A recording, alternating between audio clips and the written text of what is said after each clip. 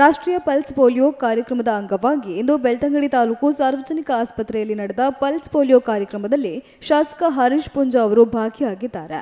5 ವರ್ಷದ ಒಳಗಿನ ಮಕ್ಕಳಿಗೆ ಪೋಲಿಯೋ ಹನಿ ಹಾಕುವ ಮೂಲಕ ಸಾಂಕೇತಿಕವಾಗಿ ಕಾರ್ಯಕ್ರಮಕ್ಕೆ ಚಾಲನೆ ನೀಡಿದರು. ಜೊತೆಗೆ ಅನೇಕ ಮಕ್ಕಳಿಗೆ ಶಾಸಕ ಹರೀಶ್ ಪುಂಜಾ ಅವರು ಪೋಲಿಯೋ ಹನಿ ಹಾಕುವ ಮೂಲಕ ಜಾಗೃತಿ ಕಾರ್ಯಕ್ರಮದಲ್ಲಿ ಪಾಲ್ಗೊಂಡಿದ್ದಾರೆ.